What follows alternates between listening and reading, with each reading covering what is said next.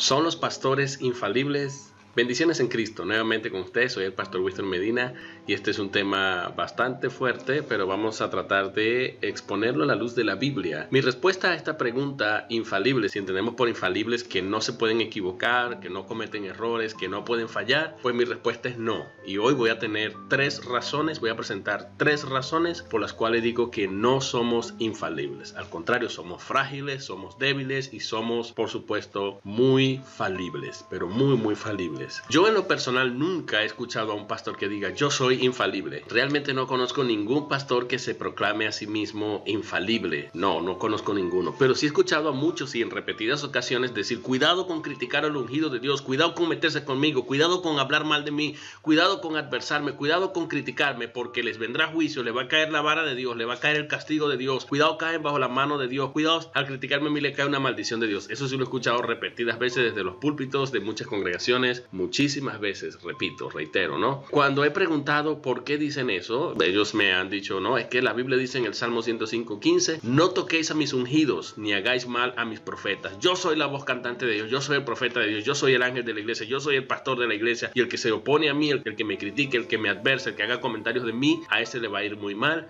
y le va a caer la vara de Dios. Bueno, primero déjenme aclarar que realmente hoy día todos los cristianos somos ungidos al tener el Espíritu Santo dentro de nosotros, pero cuando la Biblia dice en el Salmo 105, 1000 años antes de Cristo, que se dijo, no toquéis a mis ungidos, Salmo 105:15, lo que quiere decir por ungidos se refería a los profetas, los reyes, los sacerdotes y los jueces de la antigüedad. Este grupo de personas eran considerados los ungidos de Dios, y cuando la Biblia dice no toquéis a mis ungidos, la palabra tocar en el hebreo tiene la idea de golpearlo, de maltratarlo físicamente, de causarle algún tipo de violencia física a estos hombres de Dios. Y algunos citan, no, pero primero de Samuel 26:6 dice que David, cuando vio a Saúl y tuvo oportunidad de matarlo, aun cuando Saúl perseguía a David, David dijo, líbreme Jehová de que yo levante la mano contra el ungido de Jehová. Y ciertamente eso lo dijo David cuando era perseguido por el mismo Saúl y tuvo la oportunidad de matarlo, y los hombres lo animaban y le decían, mira, ahí tienes a Saúl, fácil de matarlo en esta cueva, mátalo. No, David no hizo eso y dijo, líbreme Jehová de levantar mi mano contra el ungido de Jehová, precisamente porque Saúl era el rey de turno, no había muerto, y él respetó a Saúl hasta el final de sus días, incluso hasta más allá, porque tenía un pacto con Jonatán y guardar y respetar la casa de Saúl. De manera que esto tiene un contexto específico, esto ocurrió por razones específicas. Realmente David sabía que los ungidos de Dios eran gente intocable, que no podrían causarle ningún tipo de daño físico, y ahí se trataba no de criticar a Saúl, porque David criticó a Saúl eventualmente. Sí, lo que se trataba era de no dañarlo físicamente, de no causarle algún daño físico. Bueno, paso ahora a presentar las tres razones. Razón número 1, los pastores somos falibles o no somos infalibles porque las exhortaciones apostólicas en la Biblia lo demuestran. Veamos el ejemplo en la Biblia. Primera de Tesalonicenses 5:21, Pablo escribió, examinadlo todo, retened lo bueno. Si dice examinadlo todo, ese todo incluye también lo que los pastores digan, lo que los pastores opinen, lo que los pastores enseñen. Y dice retened lo bueno es porque el cristiano no puede ser como el pichón de paraulata, que es un ave, un pájaro, que abre la boca cada vez que escucha un ruido. Usted le mete alimento, pero usted le puede meter una piedra, le puede meter un vidrio y él se va a sentir contento, se lo va a tragar. Pero el cristiano no puede ser así. El cristiano tiene que examinarlo, tiene que tener una especie de sentido, una especie de radar para detectar lo que está correcto y lo que no está correcto. Y ese instinto se lo va a dar el conocimiento de la palabra de Dios, que le va a permitir a él examinarlo todo. La palabra de Dios se convierte como en el trasluz que examina todo lo que escucha de los predicadores y de la gente y de todo. Tenemos que examinarlo todo lo que ocurre en una iglesia, en una congregación, lo que dicen los hombres, lo que dicen las mujeres. Tenemos que examinarlo todo a la luz de la Biblia. Y por supuesto que hay cosas malas que se dicen, indicando que hay falibilidad, errores, cosas malas, pero hay cosas buenas que sí podemos retener. La exhortación apostólica es a examinarlo todo, reteniendo así lo bueno. Lo malo hay que desecharlo. De manera que esto habla de que sí hay errores, hay cosas que no van a estar bien, de ese todo hay cosas malas que yo tengo que desechar y solamente retener lo bueno. La segunda exhortación que encontramos en primera a Timoteo 4:12, Pablo dice a Timoteo, ninguno tenga en poco tu juventud, sino sé ejemplo de los creyentes en palabra, conducta, amor, espíritu, fe y pureza. Si dice ninguno tenga en poco tu juventud, es porque muchas personas podrían tener en poco la juventud, en este caso de Timoteo, Timoteo. Y el llamado exhortativo es: sé ejemplo de los creyentes. Y dice sé ejemplo porque los creyentes iban a estar midiendo continuamente la conducta de este joven o del cristiano o de los cristianos en general. Y por eso él le hace un llamado específicamente a Timoteo: sé ejemplo de los creyentes en palabra, conducta, amor,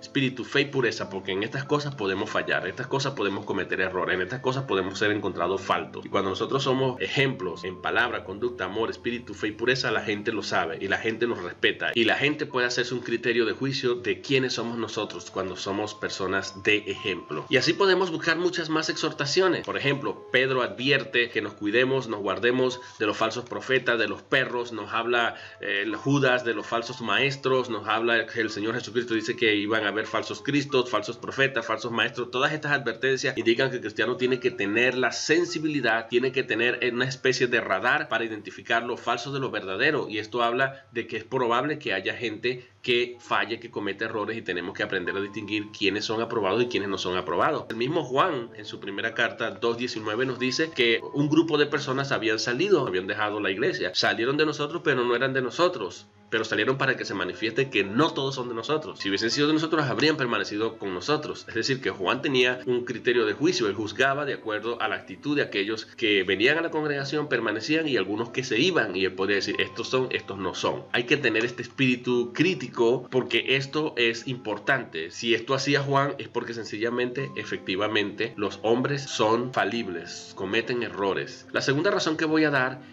son las actitudes de los cristianos en la Biblia. Cuando uno ve la actuación, cómo actuaron los cristianos, especialmente los cristianos del primer siglo, las páginas de la Biblia están llenos de ejemplos de cómo actuaron ellos, indicando de esta manera que los líderes, muy cristianos los líderes, pero estos líderes también fallaban. Veamos por ejemplo el caso de Hechos 17:10-11. Dice: inmediatamente los hermanos enviaron de noche a Pablo y a Silas hasta Berea, y ellos, habiendo llegado, entraron en la sinagoga de los judíos, y estos eran más nobles que los que estaban en Tesalónica, pues recibieron la palabra con toda solicitud, escudriñando cada día las escrituras para ver si estas cosas eran así. Ahí estaba presente nada más y nada menos que el gran hombre de Dios, Pablo, acompañado de otro gran hombre de Dios, Silas. Ambos estaban allí en ese viaje misionero y estaban enseñando a unos discípulos de Berea. A mí no me importa que tú seas muy apóstol, a mí no me importa que tú seas un gran hombre de Dios. Yo necesito saber si lo que tú me estás diciendo es verdad. Que abrían las escrituras y revisaban y escudriñaban con diligencia para ver si lo que ellos decían pasaba el sello de la aprobación, del filtro de la Biblia.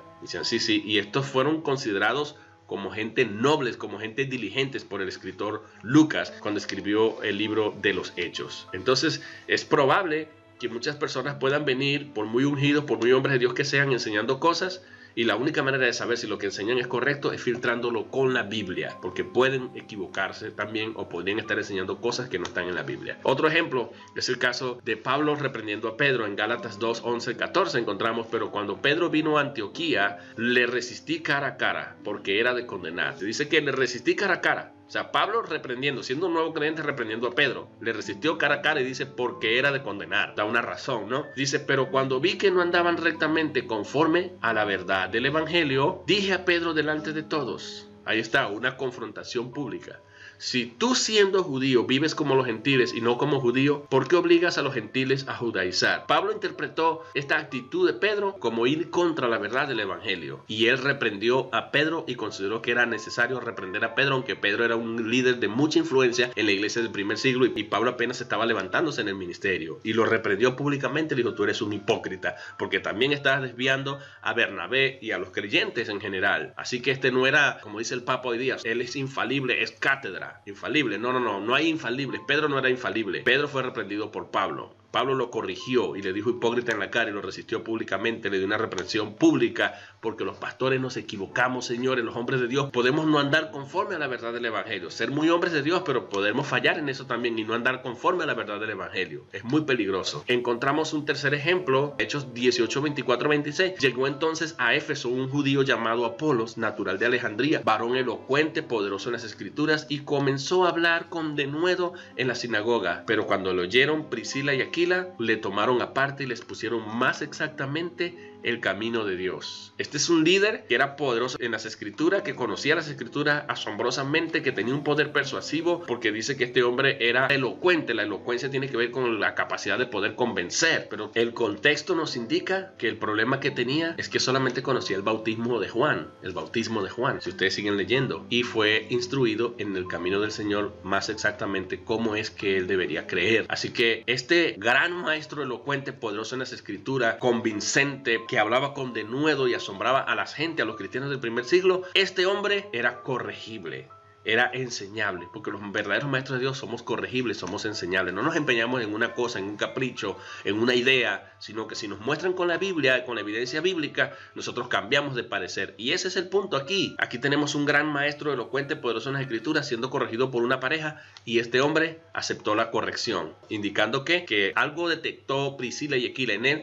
que no estaba bien, y lo tomaron aparte y le expusieron más exactamente el camino de Dios. La actuación, la manera como actuaron estos hombres de Dios, los discípulos de Berea, Pablo con Pedro, y ahora encontramos a Priscila y Aquila corrigiendo nada más y nada menos que al gran Apolos, indica que los hombres de Dios podemos cometer errores, podemos fallar, podemos equivocarnos. Voy a dar una tercera razón, y no es menos importante: la calidad de los líderes de la iglesia de hoy. ¿Qué calidad de líderes tenemos hoy día? Bueno, yo he dicho que los líderes pueden ser divididos en dos grandes grupos, o los pastores, ¿no? Número uno, tenemos los líderes preparados y tenemos los líderes no preparados. Voy a hablar de los líderes preparados primero. Los pastores, los teólogos, los hombres que han ido a institutos, a seminarios, que se han preparado en las universidades teológicas, podrían estar confiando demasiado en la hermenéutica, y aunque la hermenéutica provee grandes recursos para interpretar las escrituras, realmente no nos permiten conocer el tono que se usó o el humor que se usó al momento en que se escribió la escritura. Y aunque uno pueda hacer una aproximación,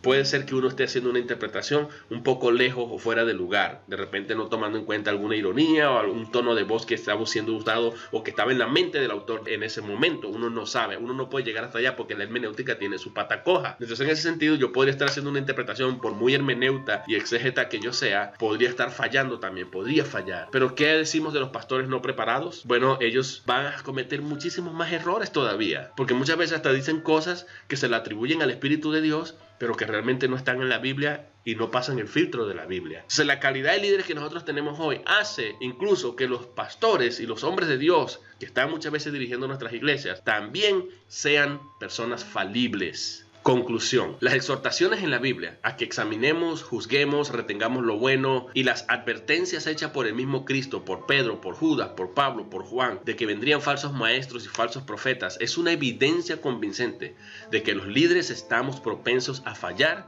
y a equivocarnos. Al fin y al cabo somos humanos. Errar es de humanos, dice un refrán filosófico. La manera como actuaron ciertos cristianos en la iglesia del primer siglo, corrigiendo, comprobando por las escrituras la veracidad de lo dicho y enseñando y confrontando a quienes hacían las cosas mal, es otra evidencia de que somos falibles, que somos frágiles y que necesitamos reconocerlo siempre. Por último, y no el menos importante, debido a que las ciencias de interpretación como la hermenéutica, la exegética, la teología no ayudan mucho, tanto pastores preparados como no preparados podrían fallar continuamente. Los pastores, amados hermanos y amigos, somos falibles. Solo Cristo es infalible, que no falla, que no comete errores. Bendiciones, y espero haberles ayudado con esta corta reflexión. Hasta luego.